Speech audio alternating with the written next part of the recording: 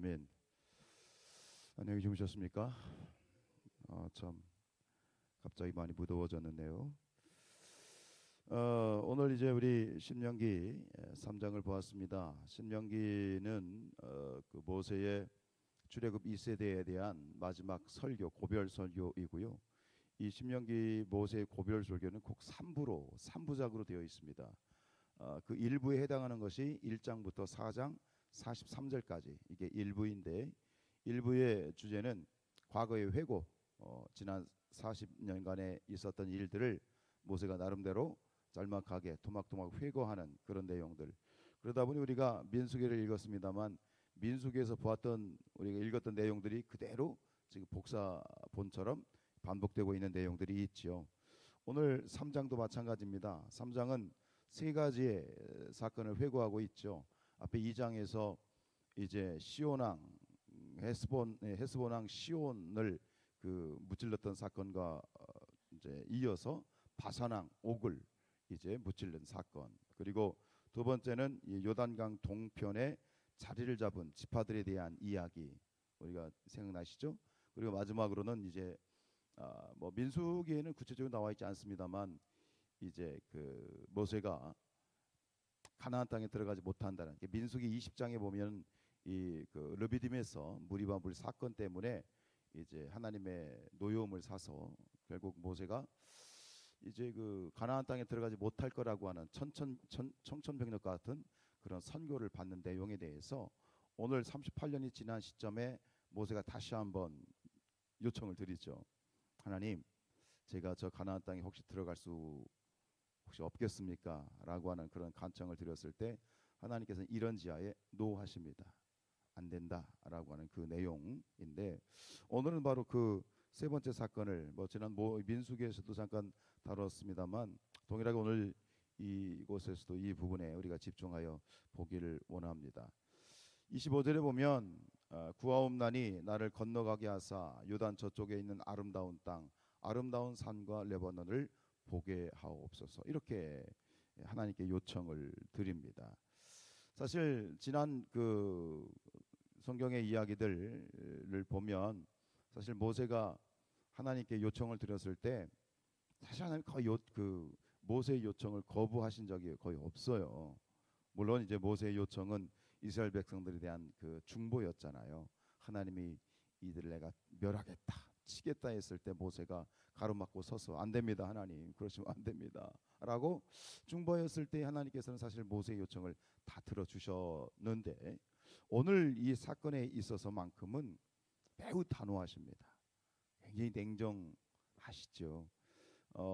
약간 이런 지하에 노하시는 거예요. 여전히 이 말씀을 묵상하면서 마음에 그 뭐랄까요, 마음에 조금 그래요, 솔직히. 왜요? 돌이키실 수 있지 않았을까라고 하는 생각. 26절 하반절에 보면 내게 이르시기를 그만해도 족하니 이 일로 다시 내게 말하지 말라. 다시는 말하지 마라. 다시는 말하지 마라고 하나님이 딱 잘라서 이제 말씀을 하십니다. 그리고 이어서 이제 너 대신 여호수아가 새로운 지도자가 되었으니 여호수아를 잘 격려하고 힘을 복돋워 주어라, 이렇게 이제 또 당부를 하시는 거예요. 지금은 이게 요르단 땅입니다. 그 느보산 있죠. 모세가 느보산에서 죽었다. 이제 마지막 신명기 31장부터 34장까지가 그 이야기인데, 이제 모세가 죽었다고 하는 느보산에 가면 지금 현재 그 요르단인데 그 산 정상에 딱 서면 이제 그 요단강 동편, 여리고죠. 여리고와 그리고 평지가 한눈에 쫙 보입니다. 그리고 그 느보산 정상에 하나의 그 상징물이 서 있는데 놋뱀 아시죠? 그 놋뱀이 아주 큰 놋뱀이 그 느보산 정상에 딱 이렇게 서 있습니다. 그 요단에 갔을 때 그 느보산에 서 있는 그 놋뱀을 보면서 어떤 생각이 들었냐면, 쓸쓸하게 서 있는 그 놋뱀이 마치 요단강 동편 가나안 땅을 바라보고 있는 그러한 모세의 뒷모습과 같은 그런 마음이 들더라고요. 생각을 해보세요. 40년간 정말 불철주야 하나님 명령에 순종해서 최선을 다해서 하나님 뜻을 받들었고 이스라엘 백성들을 이제 요단강 동편까지 이끌었어요. 사실 이 모세가 저질렀던 죄라고 하는 것, 민수기에 나와 있는 20장에 나와 있는 이 모세의 죄라고 하는 것이 이스라엘 백성이 저질렀던 무수한 그런 패역과 악한 죄들에 비하면 글쎄요 이게 그렇게까지 하나님의 마음을 그렇게까지 노엽게 하실 만한 큰 죄인가라고 하는 그런 질문이 지금도 있습니다.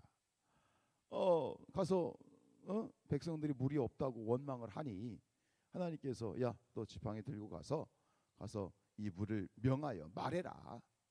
명하라 하였을 때 모세가 순간 감정이 좀 복받쳤던 것 같아요.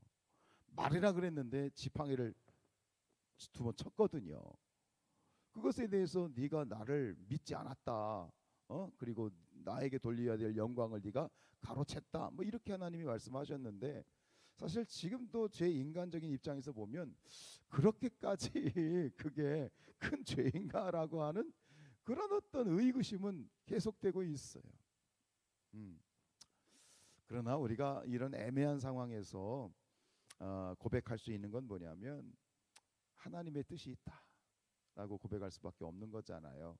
사람이 보기에 인간적인 생각으로 보기에는 아닌 것 같고 조금 그런 것 같아도 분명한 것은 우리가 고백해야 되는 것은 우리가 보지 못하고 우리가 알지 못하는 그런 하나님의 시점에서의 큰 뜻과 이유가 있는 줄로 믿습니다. 그래서 그것을 모세도 받아들였겠습니다마는 어쨌든간 그럼에도 불구하고 솔직히 제 마음도 좀 여전히 갸우뚱하기는 합니다. 그러나 여기서 정말 모세의 위대함은 모세가 어떤 큰 일들을 많은 기적을 행한 것도 모세의 위대함이겠지만 정말 모세가 하나님 앞에서 또 우리들에게 믿음의 후배들에게 보여주는 그 위대함은 바로 여기에 있는 것 같아요. 모세는 너 이제는 다시 말하지 마 라고 하나님이 말씀하셨을 때 아멘하고 끝납니다. 모세는 위대하다, 온유하다.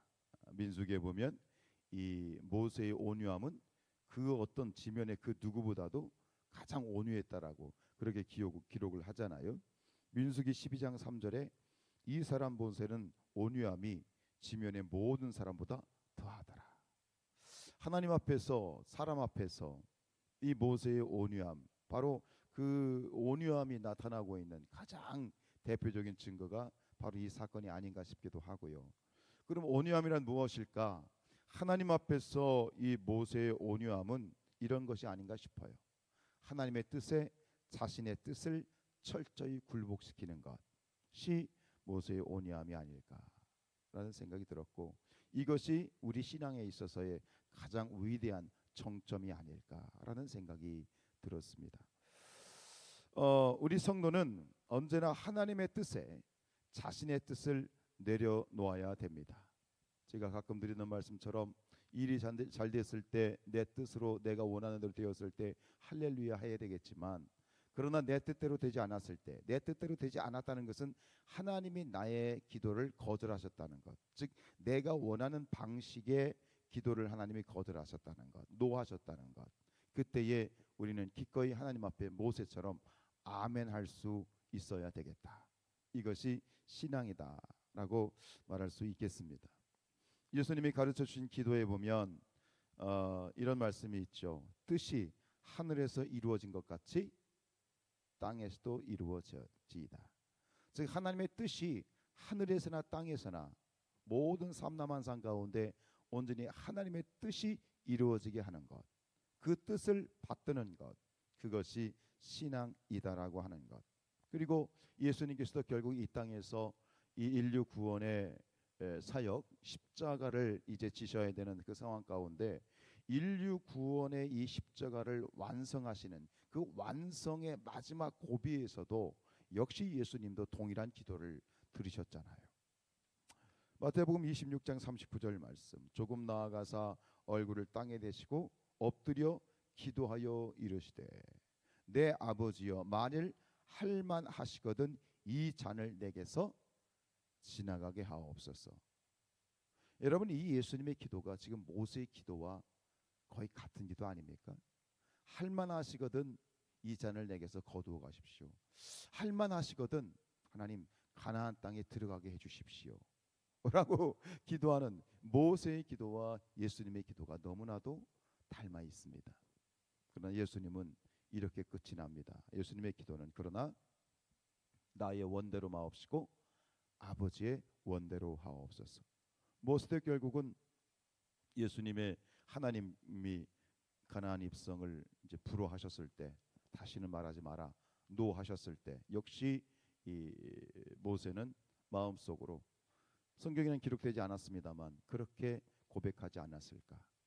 아버지의 뜻대로 하옵소서 라고 고백하지 아니하였을까? 기도는 무엇입니까? 기도는 내 생각과 내 주장을 관철시키기 위해서 하는 것이 기도가 아닙니다. 우리가 드리는 하나님께 기도는 오히려 하나님의 뜻에 나의 뜻을 굴복시키는 것, 내 뜻을 포기하고 하나님이 원하시는 그러한 뜻을 내가 받드는 것, 그것이 기도이다. 그래서 이 고린도전서 9장 27절에서 사도 바울이 얘기한 것처럼 내가 내 몸을 쳐 복종하게 하문이라고 표현하지 않습니까? 내가 내 몸을 쳐 복종하게 한다. 내가 내 몸을 쳐 복종하게 하는 것, 이것이 참된 기도이고, 이것이 우리가 하나님께 고백되어지는 온유함이고, 이것이 또 우리의 기도의 결론이 되어야 되겠습니다. 오늘 또 우리의 삶을 통해서, 또 우리의 인생을 통해서 하나님의 뜻이 이 땅 가운데 우리를 통해서 성취되어지는 그런 아름다운 은혜가 있어지기를 주님의 이름으로 축복합니다. 기도하겠습니다. 하나님, 오늘